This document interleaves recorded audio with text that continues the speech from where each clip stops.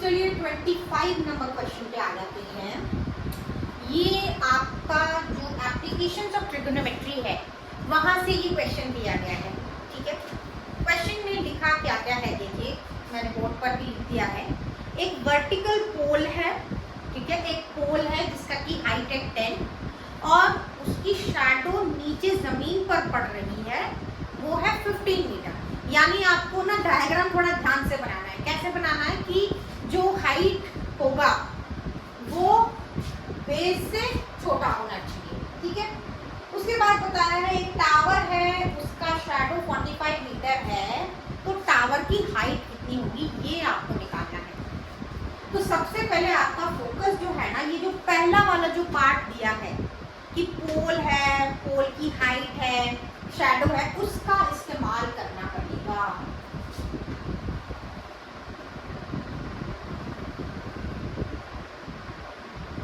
और थोड़ा सा मैंने बड़ा दिखाने की कोशिश की है, ज्यादा बड़ा हो गया था, चलो कोई इसको रब कर दिया मैंने। अभी A B C ये आपका पोल है जिसकी हाइट है 10 मीटर, उसका शैडो है 15 मीटर। तो थोड़ा सा ना भाषा लिखना पड़ता है। भाषा क्या लिखना पड़ता है कि अब यहाँ पे वो वाला भी डायग्राम बना ही दो। ठीक है, इसको दो पार्ट में डिवाइड कर लो। ये डायग्राम भी बना ही लेते हैं हम लोग कि नीचे जो है वो 45 होगा, तो थोड़ा सा बड़ा बना लेते हैं। अब उनको ऑब्वियसली पता है कि हम लोग 45 जो है वो नहीं बना सकते, तो अपने हिसाब से आप एक लंबा सा बना लो। ठीक, अब ये क्या हो गया PQR, ये हो गया 45 सेंटीमीटर, है ना, वो 45 मीटर है, सेंटीमीटर नहीं है, ध्यान देना। अच्छा, अब देखो, अब ना एक ही टाइम की बात हो रही है, सेम टाइम। जब सेम टाइम होगा यानी सन का सपोज कर लो कि 12 बज रहे हैं, तो 12 जब बजेंगे तो जो शैडो होगा वो ऑलमोस्ट सभी का एक ही रेशियो में जो है वो बड़ा हो जाएगा। ठीक है, जिसकी जैसी हाइट है उसका उसी हिसाब से शैडो बड़ा होगा, तो इसीलिए एंगल ऑफ इंक्लिनेशन इस टाइम पर सेम रहेगा। चलो पहले इसकी बात कर लेते हैं कि late AB be the height of the pole,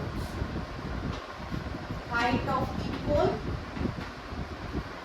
and BC is the shadow casted on the ground।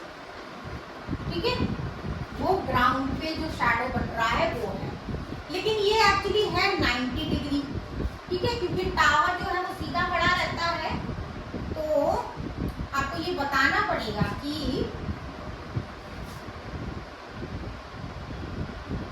ABC is a right angle triangle, right angled triangle है।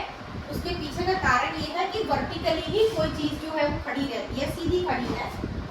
तो यहाँ से जब आप tan थीटा का फॉर्मूला हटाइए, ये देखो, ये सपोज आपका थीटा है, तो tan थीटा मतलब होता है height by base, perpendicular by base.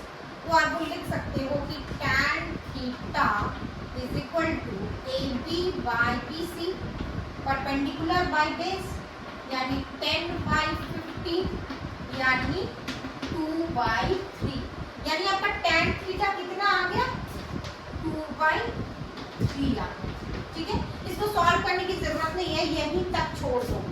अब आप एक रीजन दे सकते हो, मैंने आपको बता दिया है कि टाइम जब सेम है, अभी सन जो 12 जब बजते हैं तो सभी का शैडो एक ही जैसा दिखता है। जैसे सपोज करो सन माथे पर है, तो किसी का शैडो अगर नीचे बन रहा है तो मेरा आपका हर किसी का नीचे ही बनेगा, सबका सबकी हाइट के हिसाब से बनेगा। अब इसकी हाइट ज्यादा है इस टावर की डेफिनेटली, तो शैडो इसका बड़ा आया है, तो वो लिखना पड़ेगा as the time is same therefore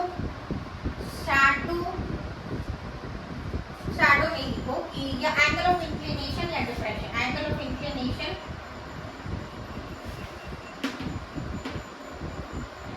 will be the same। Time same है ना, इसीलिए एंगल ऑफ इंक्लिनेशन जो बनेगा वो सेम ही बनेगा। यहाँ पे लिख सकते हो PQ is equal to height of tower, फिर लिख सकते हो कि Q R is equal to shadow of tower, ठीक है।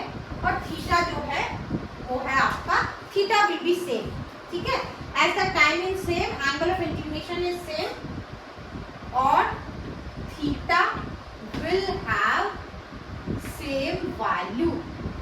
वैल्यू जो है, एंगल जो बनेगा वो सेम ही होगा। अब यहाँ से मैं क्या निकालूंगी कि tan थीटा इसका है P Q by Q R. अब पी क्यू का वैल्यू पता नहीं है मुझे, रहने देते हैं। क्यू आर का वैल्यू पता है 45। मैं क्या करूंगी कि tan थीटा की जगह पर उसकी वैल्यू डाल दूंगी, पी क्यू को यहीं छोड़ दो, 45 ऊपर चढ़ गया और पी क्यू यहीं पे छोड़ गया। क्या बन गया आपका, यानी आपका बन गया P Q is equal to 15 into 2, यानी P Q is equal to 30 metre, ठीक है। तो हमारा टाइम की वजह से एंगल यहाँ पे जो है वो इम्पोर्टेंट हो जाता है, और वही एंगल जो है वो आपको इस वाले पार्ट में भी डाल के आपको हाइट ऑफ द टावर जो है ये आपको मिल जाएगा। हाइट ऑफ द टावर कितना है, 30 मीटर। लास्ट में लाइन लिखना चाहते हो, so the height of the tower is 30 metre, तो भी लिख सकते हो, अदरवाइज ऐसे ही छोड़, ठीक है। सो आपका 25 नंबर क्वेश्चन भी कंप्लीट हो गया।